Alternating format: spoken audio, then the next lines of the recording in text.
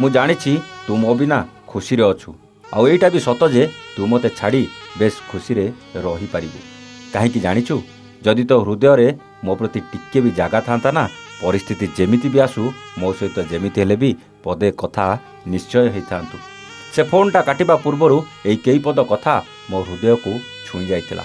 ଅଞ୍ଜଳି ଆଜି ଭାଙ୍ଗି ପଡ଼ିଥିଲା। ବୁଝେଇବାକୁ ଚେଷ୍ଟା କରି ବି ବିଫଳ ହେଇଯାଉଥିଲି। ହେଲେ ତା ସହିତ ଏମିତି କ'ଣ ଘଟିଥିଲା ଯେଉଁଥିପାଇଁ ସେ ଆଜି ଏତେ ଦୁଃଖରେ ମୋତେ କଲ୍ କରିଥିଲା। କ'ଣ ଆଉ ହେବ, ସେଇ ପ୍ରେମରେ ଧୋକା ଖାଇଲା ପରେ ମନ ଭିତରେ ଯନ୍ତ୍ରଣା। କାନ୍ଦିବାକୁ ଚାହିଁଲେ ବି କେଜାଣି କାହିଁକି ସେ କାନ୍ଦି ପାରୁନଥିଲା। ମୁଁ ଜାଣିପାରୁଥିଲି ତା ଭିତରେ ସେ ଦୁଃଖ ଗୁଡ଼ା ଭରି ହେଇକି ଥିଲା।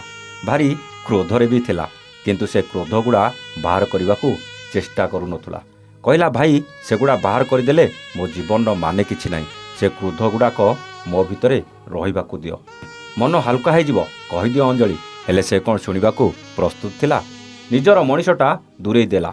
ଆଉ କିଛି ପର ପୁଣି ଥରେ ନିଜର କରିବାକୁ ଚେଷ୍ଟା କରିବା ଆରମ୍ଭ କଲେ। ତୁମେ କୁହ ଭାଇ, ମୁଁ କ'ଣ ଆଉ କାହା ଉପରେ ଭରସା କରିବା ଠିକ୍ ହେବ? ସେ କହି ଚାଲିଥିଲା, ମୁଁ ଶୁଣି ଚାଲିଥିଲି। ଆଉ ଶେଷରେ କହିଲି, ଅଞ୍ଜଳି କଥା କ'ଣ କୁହ, ନହେଲେ ଫୋନ୍ ରଖୁଛି। ଟିକେ ତା କଣ୍ଠଟା ବାଷ୍ପରୁଦ୍ଧ ହୋଇଗଲା ଭଳିଆ ଲାଗିଲା। କହିଲା, ଭାଇ ଜଣକୁ ଭଲ ପାଉଥିଲି, ସେ ମୋତେ ଧୋକା ଦେଇ ମୋ ସହିତ ପ୍ରତାରଣା କଲା।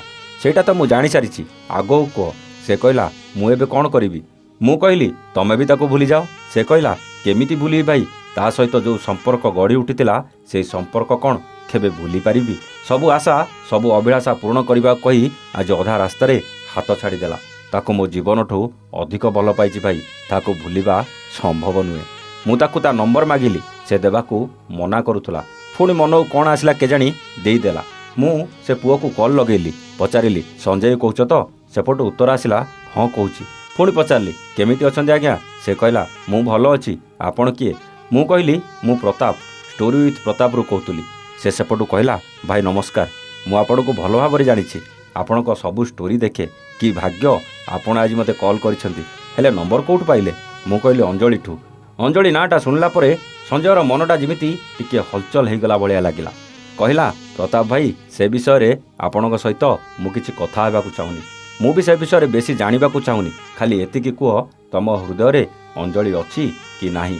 ସେ କହିଲା, ଭାଇ ସେ ମୋ ଜୀବନ, ତାକୁ କ'ଣ ମୁଁ ଛାଡ଼ି ରହିପାରିବି? ତାକୁ ଛାଡ଼ି ମୁଁ କ'ଣ ଖୁସିରେ ଅଛି?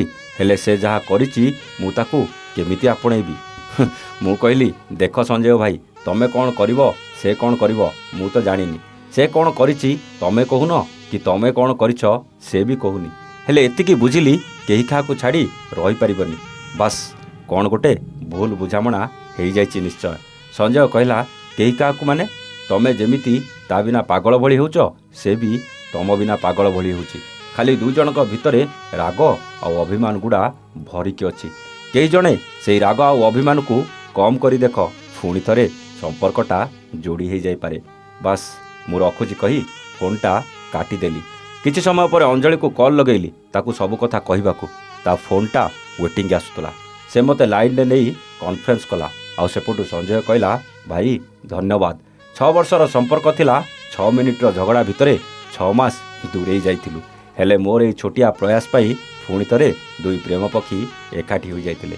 ପଚାରିଥିଲି, ଏଇ କେଇ ପଦ କଥା ମୋ କାହାଣୀରେ ଜାଗା ଦେଇପାରିବି ତ? 2 ଜଣ ଏକା ସାଙ୍ଗରେ କହିଲେ, ନିଶ୍ଚୟ ଭାଇ। ହେଲେ ପ୍ଲିଜ୍ ଆମ ବାହାଘର ପୂର୍ବରୁ ଟିକେ ଆମ ପରିଚୟ ଲୁଚେଇବ।